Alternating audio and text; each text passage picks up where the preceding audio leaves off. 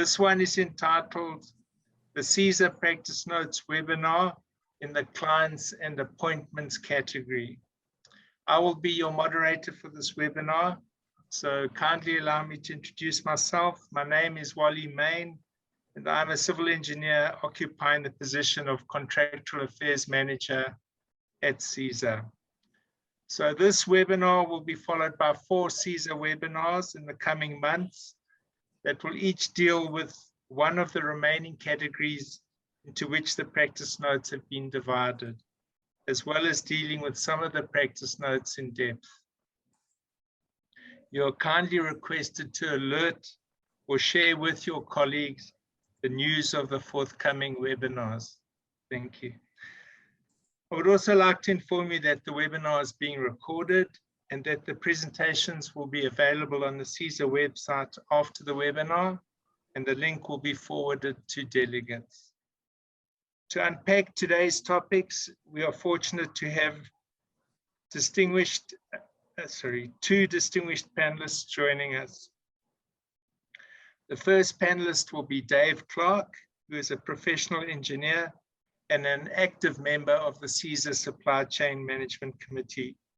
Dave is a civil engineer with extensive experience and was the chairperson of the CESA Eastern Cape branch in East London for many years.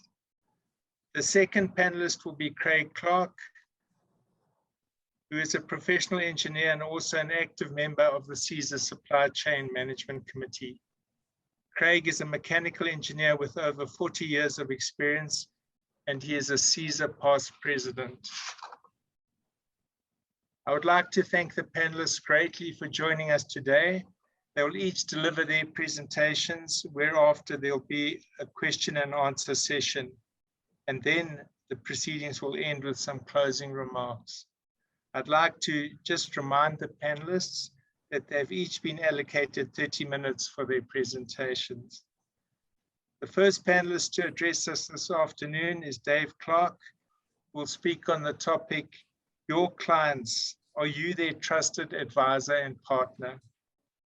Through his many years spent in the consulting engineering industry, as well as in the contracting sector, Dave has great experience in managing relationships with clients, and we are lucky to have him to share this knowledge with us today. His talk will be based on practice note PN 42. I'd like to hand over to Dave at this point. Over to you, Dave. Thanks, but anyway. Today I'm going to talk about the relationship between the client and the consulting engineer, best practice. This is in support of CESA practice note number 42, which describes the process of implementing a complex multidisciplinary project. This best practice webinar puts forward tips and ideas on how to interact with the client on a project. Remember, without clients, doing engineering work is just a hobby. Now, I'm often asked when I was running an office in the Eastern Cape, how come we were successful? And I said, it's just luck, but that wasn't really the answer. It was that we had really good relationships with our clients. Now, if you're going to be in the engineering business, you need to have clients. And to do this, you must have a contract in place. And there are plenty of examples: PROXA, CIDB, FIDIC, CESA, NEC. And with these clients, you must provide absolute care. You must act with fairness and impartiality. Determine what you are prepared to do at risk, and do not move ahead of yourself in the various stages of the deliverables. I'll give you an example, is that one of the projects I was involved with, I was a resident engineer on a airport township housing project. And I walked into the office one day and found them printing out beautiful drawings of the access road leading to this project. And I had a look at the drawings and I said, gee, that really is nice, but what about the rock? Because they were doing big cuts and fills. So they said, no, they hadn't done a geotech. And I went out to site, did a geotech, came back and we plotted the rock levels, and we found that we only had enough money to dig out the rock. There was no money to build the road. So just do not move ahead of yourself. Then these clients that you are dealing with should have a clearly defined project scope, a budget, timeframes, and most importantly, a willingness to pay. Without a signed contract, you're at risk. Your contract should have the following as a minimum. And I think in legal terms, you have to have all of these things. The terms of the agreement, a description of the project brief, scope of work and scope of services, financial terms, and timeframes. The fees can take several different forms, lump sum, percentage-based, and hourly-based. Then there are other services that you can claim for, additional services. And these days we come across these quite a lot, especially dispute resolution and time overrun when the contractors fail to perform on time. Anything that is not defined in the brief and the scope of work or the scope of services is an additional service. And if you don't ask for more money, you won't get it. So it's very important to ask. Traditionally, engineers are regarded as the trusted advisor, but in recent times, the construction industry has been set with many issues. Loss of experience and skills, both within your own companies and the client bodies. And the turnover of staff in the client bodies where people are on a 5-year contract, and when they leave, they leave with the institutional knowledge. There are no long-term engineers like in the past, where you would go from being a graduate to the city engineer. So the institutional knowledge has been lost. There's always a shortage of budget, and corruption plays a big role. And whenever a project is going sour, you can be sure there's corruption somewhere in the system. So it's no longer necessary enough to be the trusted advisor. One must now be the trusted partner. So before even thinking about reports, designs, drawings, and procurement, you must put on your project management hat. And those 10 items are the project management body of knowledge, PMBOK. And those are the issues, those are the skills you need to actually be your project, to be the advisor for your client, to be his partner. So I'll go through those one by one. So integration, who's going to make the decisions? Who are the stakeholders? Who will manage the JV partners and co-consultants and sub-consultants? You must identify and agree the scope and manage the implications of scope creep in terms of time and money. Nowadays, you get a 3-year appointment. And if you don't manage your relationship with your client, your 3-year appointment might stop even before your 3 years up, but you can actually extend it if you have a great relationship with your client.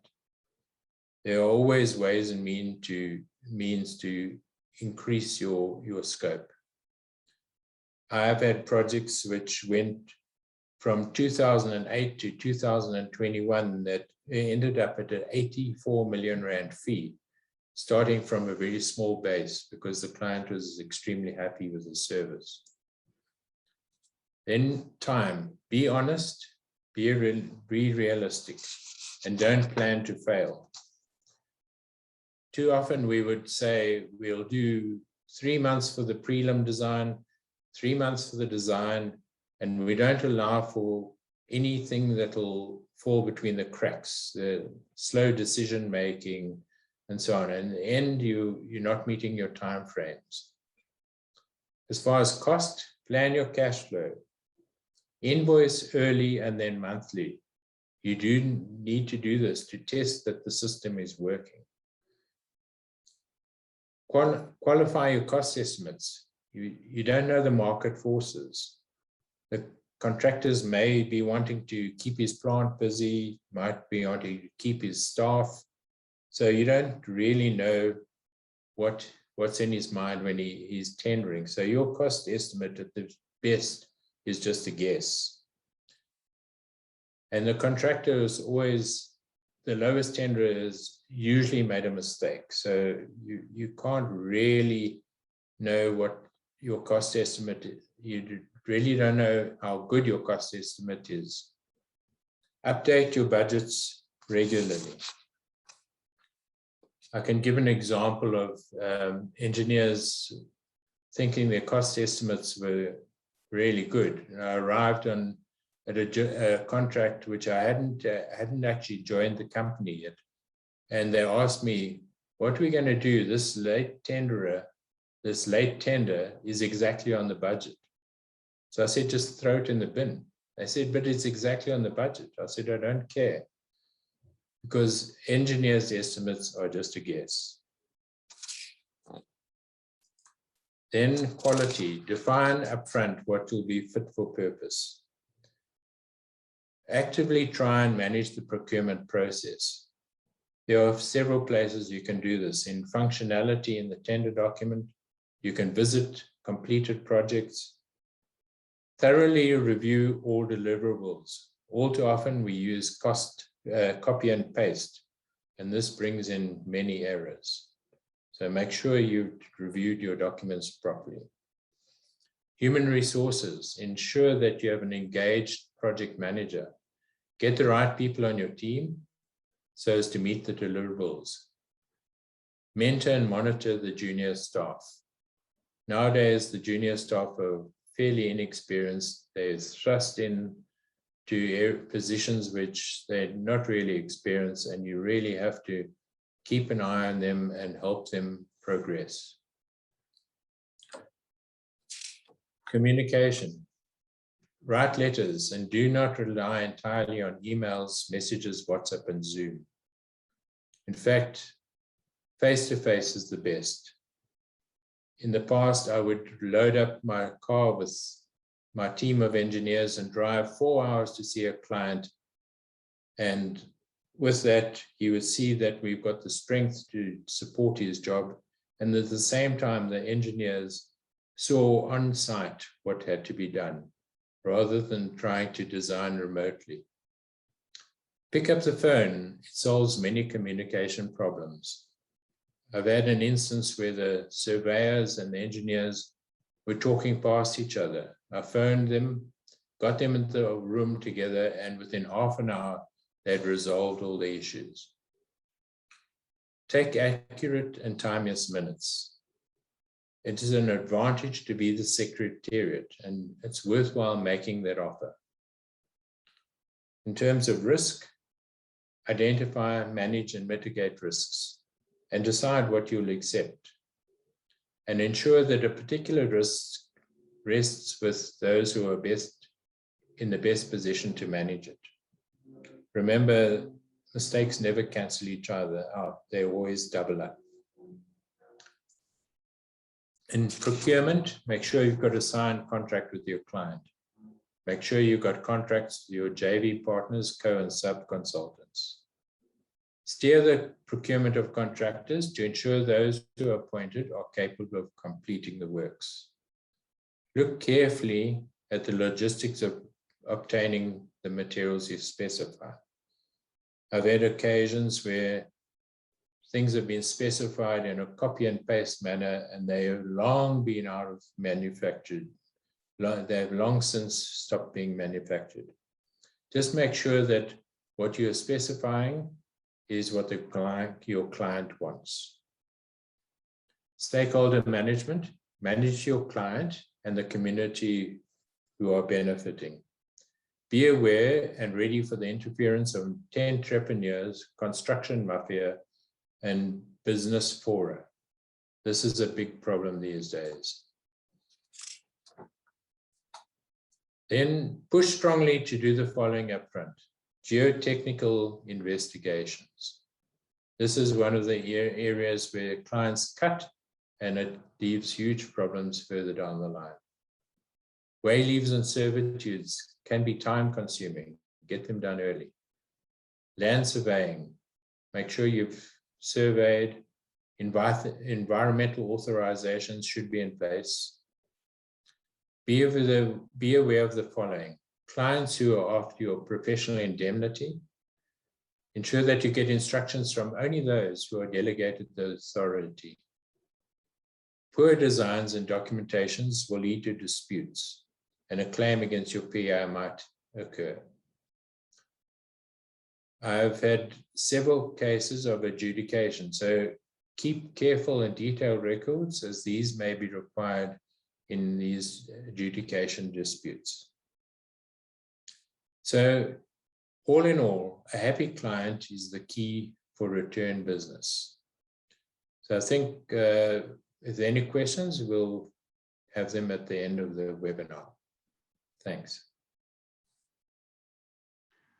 Thank you, Dave, for so ably presenting on this topic of client relationships and including many practical guidelines and tips on good business practice in contracting with clients. I think your presentation serves as a valuable checklist for members entering into relationships with clients. And as previously mentioned, it will be available on the CESA website. We should say that CESA tries hard to empower members with useful information through its practice notes and through its webinars such as this one. So thank you, Dave. Next up is Craig Clark, our second panelist, who's going to address us on the topic, calculate consulting engineering fees from first principles and avoid reckless discounting. Craig has kindly assisted CESA for many years now in answering EXA fee queries from the members and clients, and there's no better placed person to address us on the topic. Craig's talk will be based on practice note PN 45. So at this point, I'd like to hand over to Craig. Over to you, Craig. I'm sorry, Wally, can I jump in there? Yeah. Thank you. Craig, can I just say, can you not do your entire presentation? We just running out of time a bit. Yeah. If you can just scroll through it, we need to check the holding slide and we need to check a couple of things. So if you can just share it, and I've got 2 announcements that I need Wally to add to his script. Sorry for the interruption there. No, that's fine, Benolo. What time do you want me to finish? 1:45.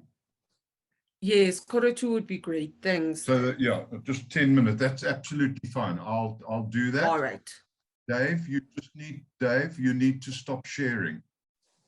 Okie dokes. I'll do that. Yeah, Dave, we must just remember, stop sharing and switch off your camera when you are not presenting. Okie dokes. Okay, shall I go? Yes, you may proceed, Craig.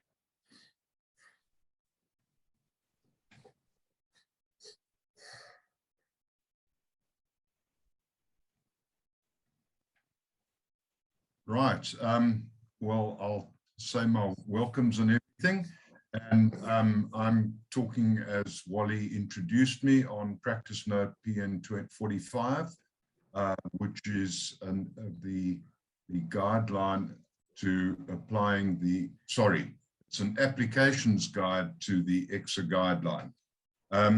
I will just quickly say that there was the previous webinar when we looked at certain aspects of PN 45. This webinar is looking specifically at fee discounting and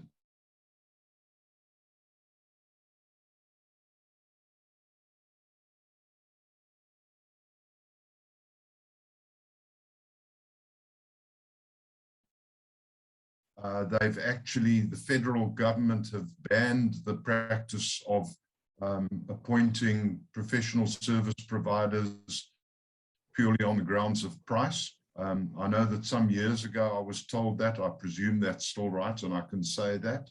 I don't know if you can comment when we finish. I then want to talk about the principle for determining fees, which is really based on the Constitution of South Africa. They've got to be fair, equitable, transparent, competitive, cost-effective, and they must promote other objectives such as preferential. What both CESA promote and stand by those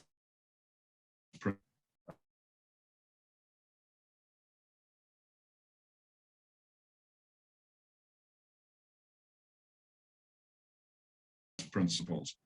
And I'm going to run through the consequences, and I want to really highlight the fact that, well, I want to make the point at the beginning somewhere that the South African fraternity or consulting engineering fraternity and association is highly regarded in the rest of the world.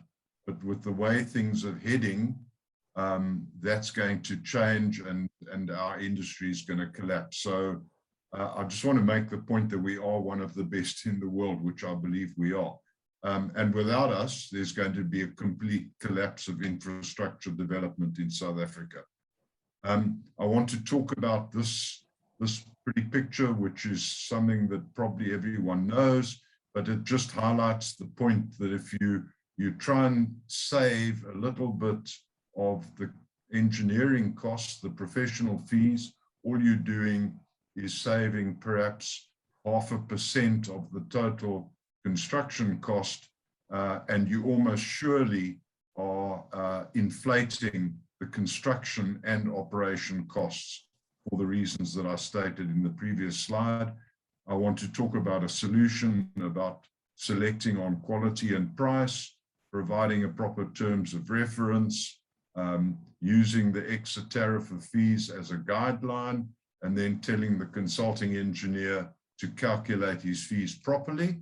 I'm going to explain that, the different methods of doing it, and then I'm just, checking I've got my time in front of me. I'm going to go through methods of calculating the hourly cost, using either the EXA guideline, the Department of Public Service and Administration guidelines, and calculating the fee from first principles. And I want to just highlight the point that all of this is available in PN 45. It's described properly there. This is simply a very brief summary. And likewise, I will go through the method of calculating the hourly charge out rate, which again is described in a lot of detail in PN 45. So anyone can understand exactly how to do it. But I want to highlight the fact that there are multipliers and that these multipliers vary from firm to firm. And then finally, I just want to present this little spreadsheet, which shows how you can calculate your fee from first principles, knowing the hourly rates, the hourly charge out rates for different categories of staff. You can actually do an elemental cost breakdown and arrive at a total fee for a project. And that's the end of my. Good afternoon, ladies and gentlemen. On behalf of CESA, I'd like to extend a warm welcome to our members and also to those viewers who have joined us.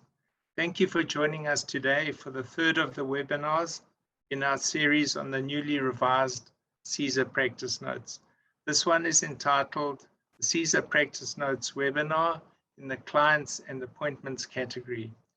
I will be your moderator for this webinar, so kindly allow me to introduce myself. My name is Wally Main, and I'm a civil engineer occupying the position of Contractual Affairs Manager at CESA.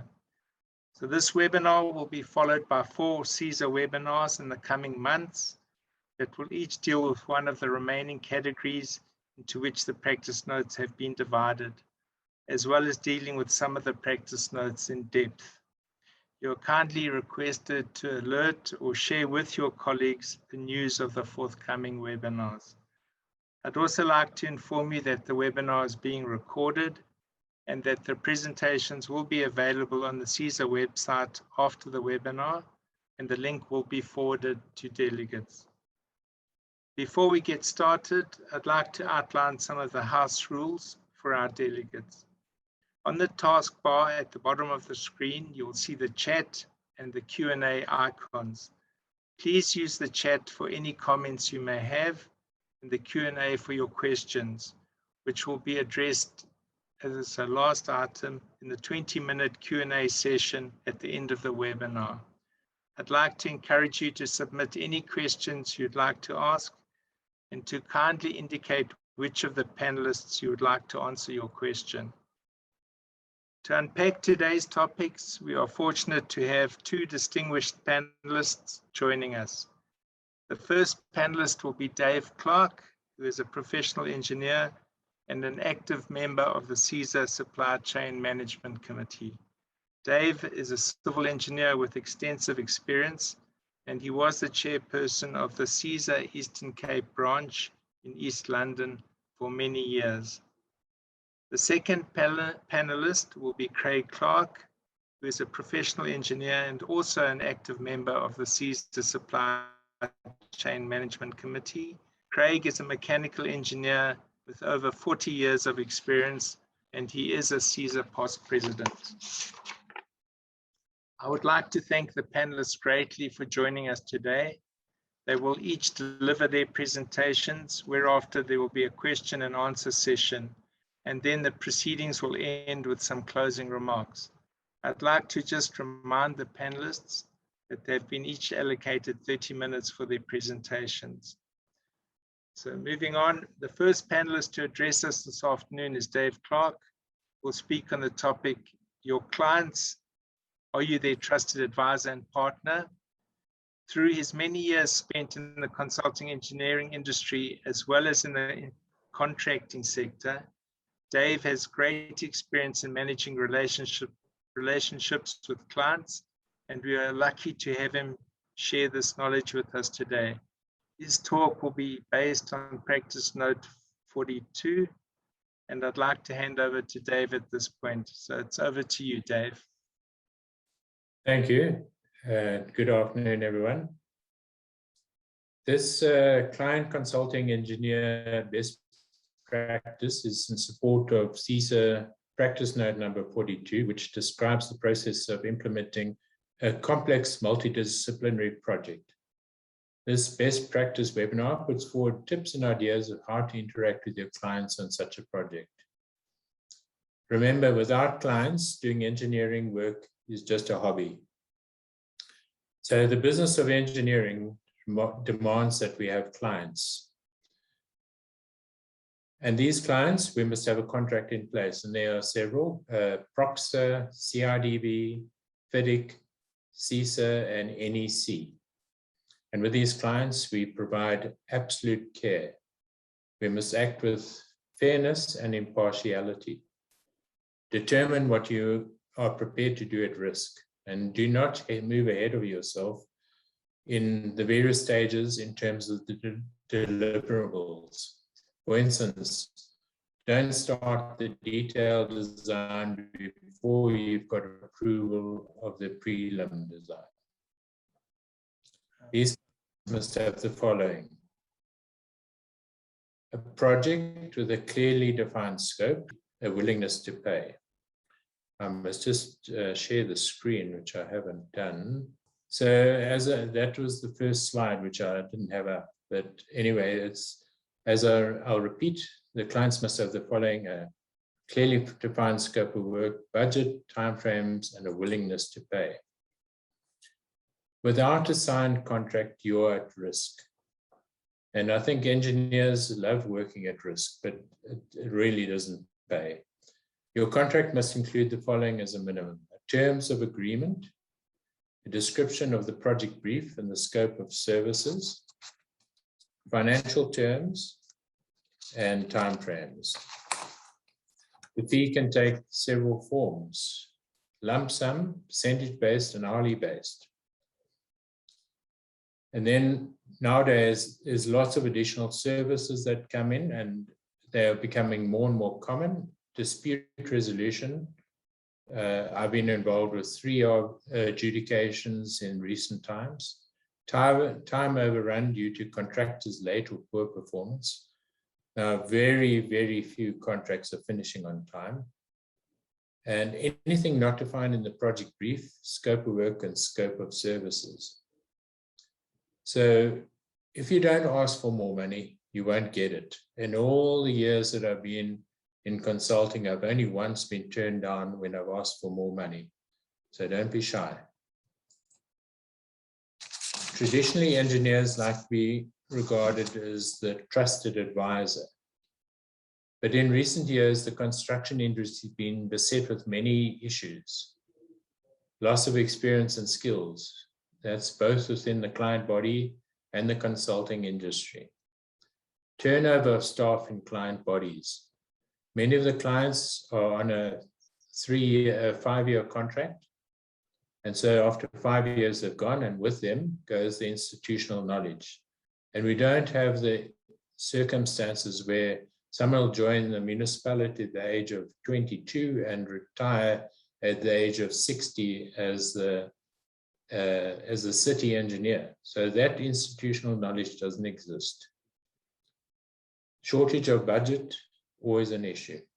And corruption, where a project is going south or going sour, you can be sure that some corruption is the major player in that, forcing that contract to be poorly performed. So therefore, it's no longer enough to be the trusted advisor. You must now be the trusted partner.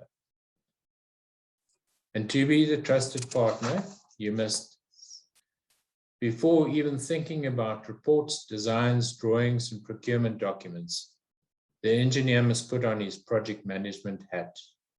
Now you see there the 10 project management body of knowledge items: integration, scope, time, cost, quality, human resources, communication, risk, procurement, stakeholder management. So there are many skills that you need if you're going to be their trusted partner. These project management functions should be at the back of your mind when drafting up a professional services contract between yourself and your client. For instance, integration. Who's going to make the decisions? Who are the stakeholders? Who will manage JV partners, co-consultants, sub-consultants? In terms of scope, identify and agree the scope and manage the implications of scope creep, both in time and money. Nowadays, consultants are appointed on a 3-year performance contract. Now, if you perform poorly, you can be sure that at the end of your 3 years, you're going to be out. But if you perform well, they will find means to extend your appointment. I have a contract in the Eastern Cape, which started in 2008. And in 2021, we're finally terminating. And in the meantime, the fee is crept up to 84 million. So there are very good opportunities. If you look after your client, he will look after you. In terms of the project management functions, time, be honest, be realistic, and don't plan to fail. In terms of not planning to fail, we'll often say to a client, 3 months for prelim design, 3 months for detailed design, and then we don't allow any float or any time when we're waiting for responses from your client. And the clients are notoriously poor at responding in time. In terms of cost, plan the cash flow. Invoice earlier and then monthly. You must test the system out. Qualify your cost estimates. You don't know the market forces. The contractor might want to be keeping his staff busy. He might be putting his plant in at cost. Engineers' estimates at the best are a guess. Lowest tenderers also often made a mistake. So the chances of your estimate being correct are very slim. I've had one instance where a tenderer put in a late tender, and the engineer came to me and said, this late tender is exactly on the estimate. What are we going to do? So I said, just throw it in the bin. He said, but it's on the estimate. So I don't care, because engineers' estimate are best to guess. In terms of quality, define upfront what is fit for purpose. Actively try and manage the procurement process. Now we have opportunity in terms of setting up functionality criteria and tender documents. Pay a lot of attention to this. Visit completed projects. And that's pretty much what we do nowadays. We don't accept the engineer's paperwork. We go and inspect his work. Thoroughly review all deliverables, because one of the big dangers these days is copy and paste. And copy and paste errors carried on and on and on in every single document. So review properly. In terms of human resources, ensure that you've got an engaged project manager. Get the right people on your team so you can meet the deliverables. Mentor and monitor your junior staff. Junior staff are now thrust in areas which they don't have a lot of expertise. So you have to monitor and mentor them just to make sure that you're not letting your client down. Communication. This is probably one of the key issues with your relationship with your client. You must write letters. Do not rely entirely on emails, messages, WhatsApp, and Zoom. Do face-to-face. I used to take my team of engineers on a 4-hour trip to Berkeley East, and I'd load up Onke, Queen, Azadri, Dave, and Victor, and we would all drive up there, and the client would say, you've come in force. And there was a purpose behind that, to show that we've got strength, that we're not just a post box. And then the engineers will also see the site. So it served a dual purpose. Pick up the phone. It solves many communication problems. I've had instances where the land surveyor and the engineers were fighting. Email war had broken out. And I eventually got copied into the email war. I picked up the phone, arranged a meeting, and in half an hour, the engineer and the surveyor were the best of friends. Take accurate and timeous minutes. It's an advantage to be the secretariat and make that offer. In terms of risk, identify, manage, and mitigate risks. Decide on what risks you will accept. Ensure that a particular risk rests with those who are best able to manage it. Remember, mistakes never cancel each other out. They just double up. In terms of procurement, make sure you have a signed contract with your client. Make sure you have contracts with your JV partners, your co-cons and subcons. Steer the procurement process with contractors, as I mentioned earlier. Ensure that those who are appointed are capable of completing the works. Look carefully at the logistics of obtaining the materials you specify. With a copy and paste exercise, people are specifying things that have long since stopped being manufactured. Also, see what your client wants. What materials does he want? Stakeholder management. Manage your clients and the community you are benefiting. And be ready and aware of the interference of entrepreneurs, construction mafia, and business fora. This is becoming a huge problem in the construction industry. Then push strongly to do the following up front. Geotechnical investigations. I had an example where I was the resident engineer on the airport township outside East London. And I went into the office and I found the engineer producing reams and reams of drawings, beautiful 4-lane highway. So I said, what road is this? And he said, no, it's the road to your township. And I looked at the long section where there were big cuts and fills. And I said, what about the rock? So they hadn't done any geotechnical. So I went out to site with an excavator and I dug trial holes. We plotted and we found we only had enough money to dig out the rock. So the 4-lane highway became a 2-lane road which followed the hills and the vales. So clients hate doing geotechnical investigations because of the cost, but it's essential to have it done up front. Wayleaves and servitudes can be very time consuming. Make sure that you've got a professional land surveyor to identify ownership of land, services, get your environmental authorizations in place. This can be a very time consuming thing. If you don't do any of these properly up front, the client will look at you and say you're delaying the project. So force this on him, making sure that he does these investigations early.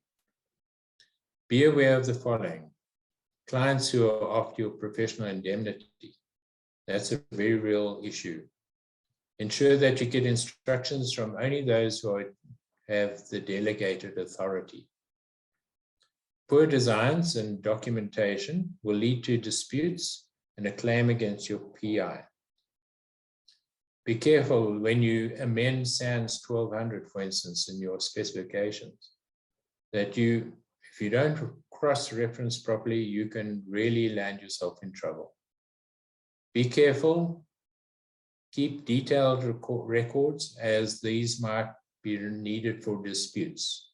I've been involved in 3 adjudication cases in recent times.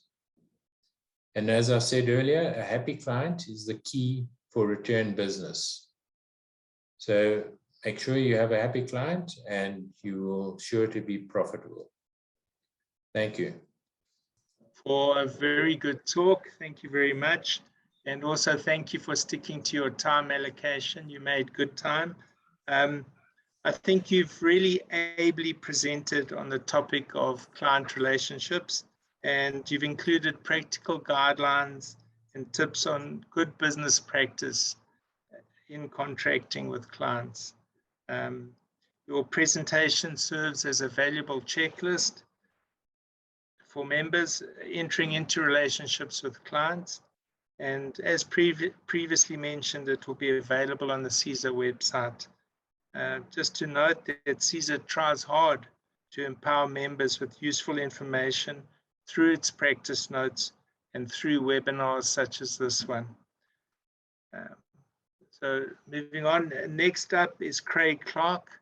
Our second panelist is going to address us on the topic, calculate consulting engineering fees from first principles and avoid reckless discounting.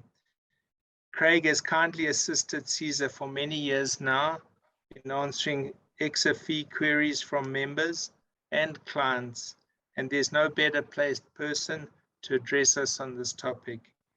Craig's talk will be based on practice note PN 45. At this point, I'd like to hand over to you, Craig. So there you go. I'm going to be talking on the rather hot potato subject of reckless fee discounting, something that worries me greatly and it worries CESA. And I hope it's going to give you some food for thought. I don't pretend to have any magic answers, but I hope the comments will be of assistance. So those of you who perhaps attended the previous, well, the very first webinar, this is the third one on practice notes, you will have had a brief summary of the new EXA guideline and a very brief review of the CESA practice note PN 45. This particular webinar is taking the practice note PN 45 a bit further and examining another part of it, where we talk about the dangers of reckless fee discounting and advice on how to calculate your fee. And as I said, there are no magic answers to this problem, but it is a massive problem. And I think the more we create an awareness and the more we talk about it, the more chance we have of solving the problem in the future. Just to provide a little bit of background to the subject, and to give a bit of history of the evolution of consulting engineering fees in South Africa. Before 1982, there were no such thing as standard fee tariffs. CESA, or as it was in those days, the South African Association of Consulting Engineers, had their own standard tariffs, and those were used basically for all private sector work. And then all the public sector client bodies, national and provincial and local authorities, all had their own individual fee tariffs, and they were quite regulated in their own way, and they were set, and there was no negotiation or argument. Those were the tariffs that applied. And then in 1982, the South African Council for Professional Engineers published the so-called R1113 Gazette, which for the first time laid down standardized fee tariffs for consulting engineers on all public sector work throughout South Africa. And those became totally adopted and universally applied in South Africa for all public sector work. Now, funnily enough, at sort of that same time, even before that in the 1970s, the opposite was happening elsewhere in the world with deregulation of fee tariffs, and they were disappearing, and there was more open competition regarding professional fees, particularly in consulting engineering throughout the world. In South Africa, we continued to apply our fee tariffs strictly, and in fact, it was against the code of conduct of our association to compete on the basis of fees. You could not offer discounts. In fact, some firms actually were forced to leave the association because they used to discount their fees. And really that started in the early 1980s. There were these signs of fee discounting, basically in the private sector. Certain commercial property developers encouraged that process, and it started becoming the norm. And then in 2002, we found that, sorry, I was going to backtrack a little bit. Into the year 2000, we had the Engineering Profession Act, and that replaced the old SA Council of Professional Engineers, and then with the new Engineering Profession Act came the new CESA guideline tariff of fees, which they are required to publish on an annual basis in terms of the Act. So it's actually legislated that CESA must publish annually fee tariffs every year. In the meantime, what was happening in South Africa after about 1999, in the 2000s, we had the notion of competitive selection of professionals for public sector work, and Dave explained some of that to you. And has become the norm, as we all know. And unfortunately, what it's led to is a situation where there's competitive tendering based on the magnitude of the discount offered. And I think the problem was that the public sector client bodies, and I actually have a lot of sympathy for them, they didn't know how to respond to this new legislation. The public sector clients require a structure to work to. So they really wanted the old fee tariffs, but they were being forced by their own legislation to appoint consultants on the basis of competition. And therefore, all they could do was to apply this notion of a discount and the magnitude of a discount, which has led to this current awful situation. Then, of course, as we all know, in 2012, CESA changed the fee tariffs. They omitted any form of tariff and introduced a system which allowed the consulting engineer to calculate his fees. That system really didn't work very well because nobody knew how to apply it. It led to a lot of trouble and arguments, and eventually in about 2020, it was abandoned, and CESA developed new fee tariffs, which were finally published in March this year. So that's sort of the history briefly of where we are at the moment. And really, unfortunately, I think everything was done with the best of intentions, but it's proved to be a bit of a disaster. We want competition for fees. I think we all accept that, but it really hasn't worked. So moving on, if we can just look at these principles which are laid down into the Constitution of South Africa. The principles, and these principles have been adopted and embraced, I think is the right word, by both CESA and CESA, that in determining the fees for consulting engineering services, they must be fair to both the client and the consulting engineer. That's my words. They must be equitable. In other words, they must represent fair value for the service offered or provided. The means of calculating the fee must be transparent. The fee must be competitive.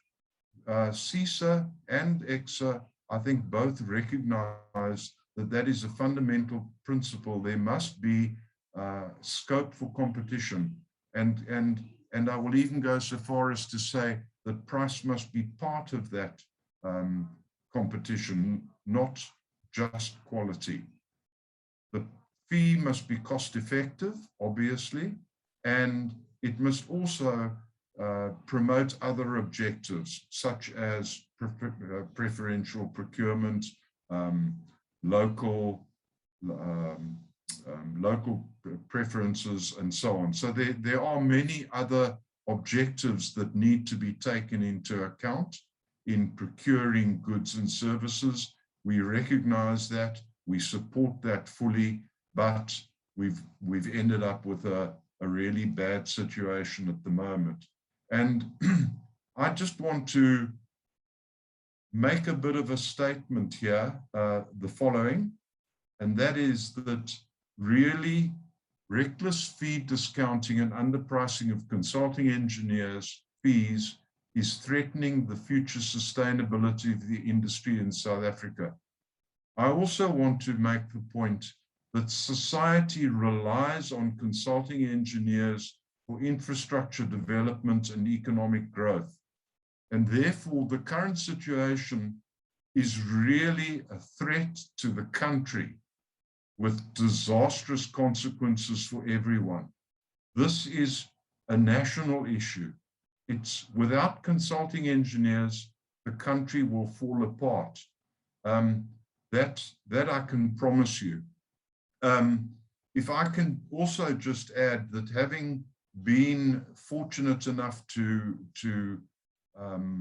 not work with, but mix with consulting engineers from all over the world through FIDIC, through CESA's involvement in FIDIC, the International Federation of Consulting Engineers, the South African consulting engineering profession is highly regarded worldwide. Even today, if you go to FIDIC, you will find that CESA, the South African Association of Consulting Engineers, and our engineers are recognized as being amongst the top in the world. Now, why would we want to go and destroy that profession? It doesn't make sense to anybody, does it? But that is what is happening. So let's just look at it a little bit more carefully.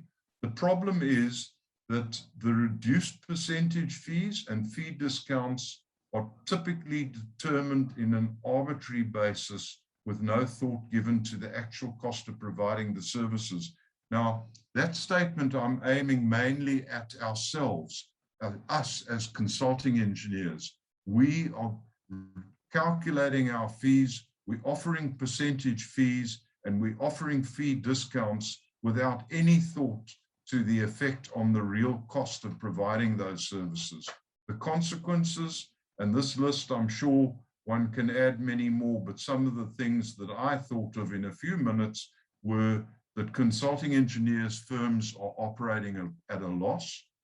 I can see that firms that I talk to, people don't no longer work 5 days a week, 8 hours a day. They're working 11, 12 hours a day. They're working weekends. And that is because they have to work those longer hours in order to do the same amount of work for a reduced fee. So there are fewer people spending fewer recognized man hours trying to do the same amount of work. It's an impossible situation. We're seeing that underqualified and inexperienced staff are doing the work. I have no doubt about that. That statement is true. Construction costs are actually increasing due to the lack of cost-effective design. There's poor project execution. We see that time and again. Although we haven't seen it up to date, I can almost guarantee that over the future years, we're going to see project failures, both in their execution and post-project failures. If I look at building collapses around the world, I think it's something we've got quite a proud record in this country, that building collapses are an extraordinarily rare feature. But elsewhere in the world, they're quite commonplace. We really don't need that to happen in South Africa. There's no time or resources for training and mentoring of staff. That's becoming a serious problem. There's poor service delivery.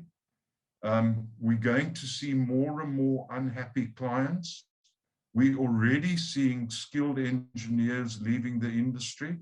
And I'm not sure if any of you guys watched, it was a TV news a few days ago where the insurers, PPS, were being interviewed, and they were actually decrying the fact that they are seeing skilled professionals leaving the country. I have to say that I think we are a profession in decline. And as I said in my previous slide, the end result will be the collapse of infrastructure development in South Africa. And the consequences that are horrific. And I just love this little diagram because it's, I've seen it many times in many publications, but it's so true. On a typical construction project, the engineering costs, and that is our consulting engineering fees, form about 1 to 2% of the total project cost. The construction costs are anything between 6 and 18%, depending on the project. And the real cost is in the operating and maintenance stage of the project, which can be anything from 80 to 93%.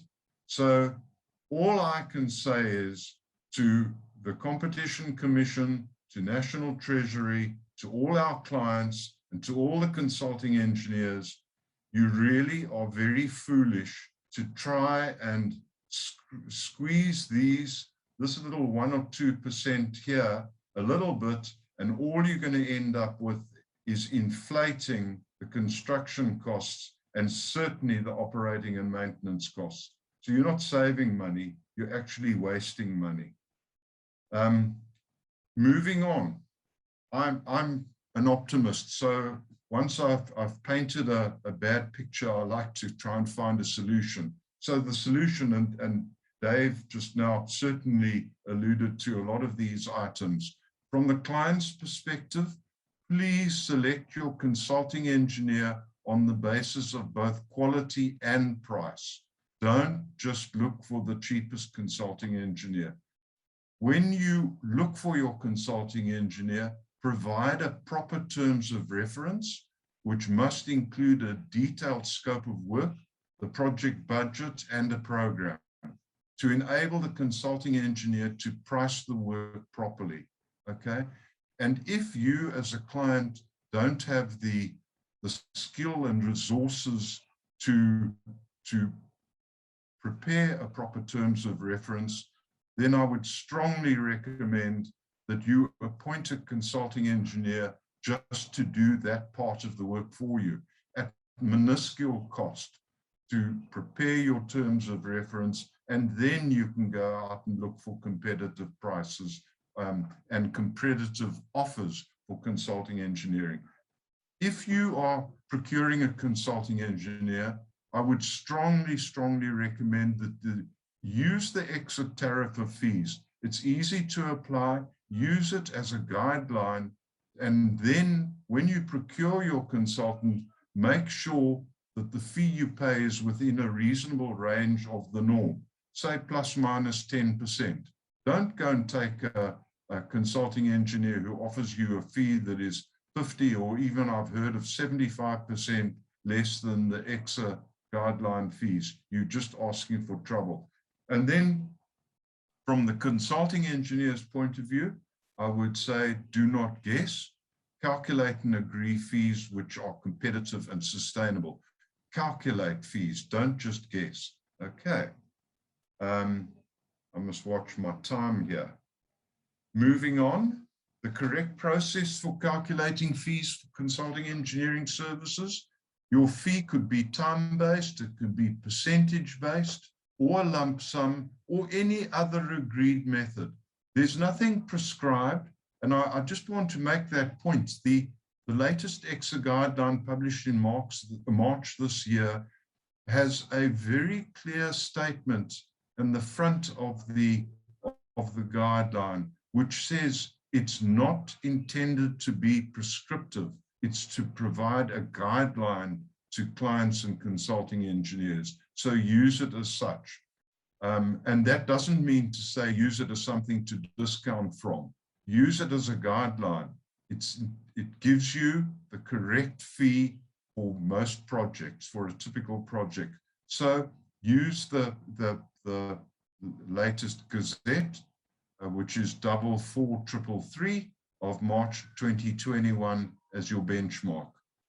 To the consulting engineers, I would say, guys, for heaven's sake, calculate your fee properly using an elemental cost buildup. I'll talk a little bit about that just now. And then once you've got to that, adjust the fee to achieve the desired profit. And I have to make the statement, only a fool would deliberately submit a price knowing it will result in a loss. So I really strongly recommend that you follow that little bit of advice. Then, in order to, and if I can just go back to that, to calculate the fee using an elemental cost build-up, the only way you can do that as a consulting engineer or professional service provider is to calculate time. We sell time. We don't sell goods and at all. We sell time. So you have to, it's all time-based. You have to know how to calculate your hourly costs in order to work out what your fee will cost the client.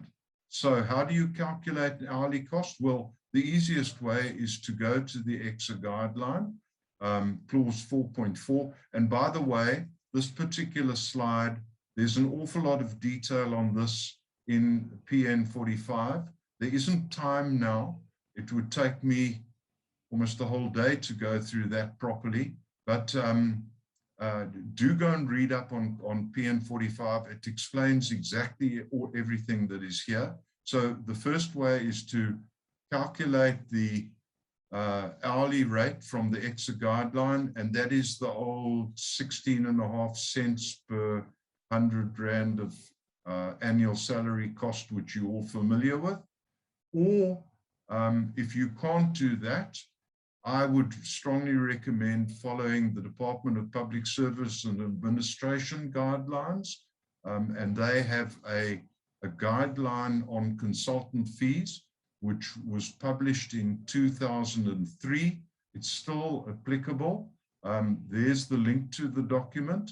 And that in that document, they actually explain the different salary, it's based on salary brackets in the public service, and they provide those salary brackets, and quite obviously a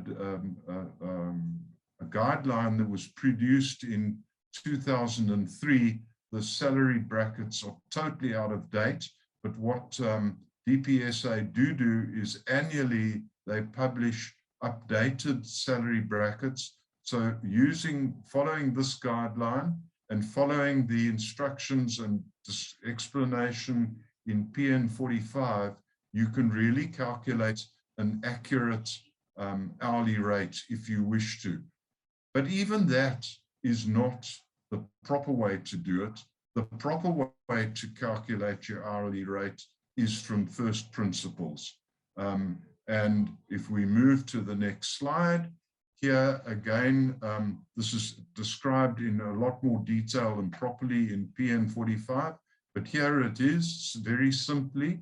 The formula for the hourly charge out rate is that A over B times C over D times 1 plus E, where it's based on your annual cost of employment. And I've just assumed a figure here of 480,000. You've got to calculate your net billable hours in a year because you've got to make allowance for weekends and public holidays and annual leave and all that stuff. And by the way, annual cost of salary is not just your salary, it's the total cost to company, which would include things like Provident Fund and cell phone allowances, traveling allowances, anything. It's your total cost of employment.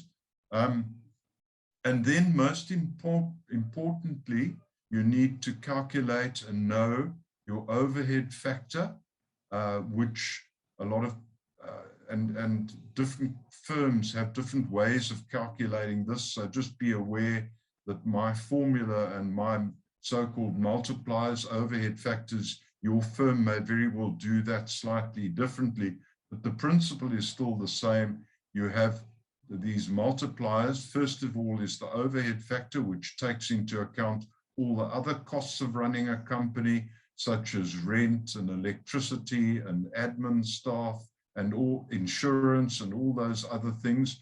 And there were actual surveys done by CESA many years ago, and that established a very broad range of about 1,6 to 2,5. And that range may be exceeded in many cases. Large firms, the overhead factor is probably higher than 2.5. The average that CESA found and applied was 1,9 as a factor. When you start getting to overhead factors of about 1,6, 1,5, and if you go below that and you're anything more than a one-man firm operating from home, you need to look at yourself very carefully because your overhead is too low and you're doing something wrong. You are cutting corners somewhere in your business and you're going to land up in trouble. And then the multiplier also brings in a utilization or productivity factor of 0.65 to 0.85, depending on your seniority. And then you obviously have to mark up for profit.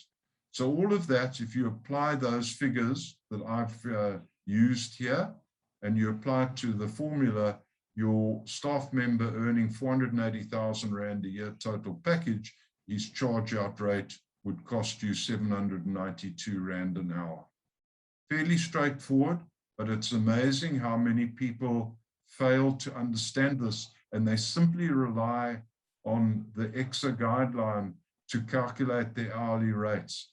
That really is not the right way. It's not a business or like way of doing it, nor is it professional. And then my last slide is I've just produced an extremely simple example, and I just suck my thumb totally, but it's a way, a method you could use to calculate fees for any project. I mean, I've done this as a simple Excel spreadsheet. There obviously are proprietary systems that do this properly, but here we go, where I've broken it down, and I've said that we've got the project team in my firm is going to involve a project director, a senior engineer, a technician, some drawing office staff, and admin staff. And then I've taken the project and I've broken it down into the stages straight out of the CESA guideline.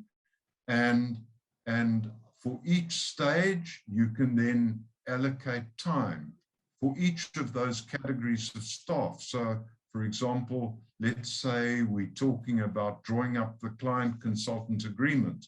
Almost certainly there, your project director will be involved, and perhaps he'll be involved for a couple of hours. He will talk to the senior engineer, and they might get some information from one of the technicians, and therefore you can build up and you've arrived at a cost. And this is an elemental cost build-up of elemental man-hour cost build-up for your project. You do that for each stage, you end up with a total, you allow for other costs, for example, expenses and traveling and printing and all of that. You may have other costs related to the project. It all depends on the cost structure and your costing structure for your company. So, but what I'm really trying to illustrate here is that there's nothing fancy about costing your time properly and about costing your fees for a project properly. And when you get to your total cost here, you can simply compare that with the cost of the percentage fee using the CESA guideline, and that you know with confidence that you have priced your project properly and that your firm should make a profit if you submit a price like that. And so that brings me to the end of my presentation, and thank you very much, and I'll hand you back to Wally. Thank you, Wally.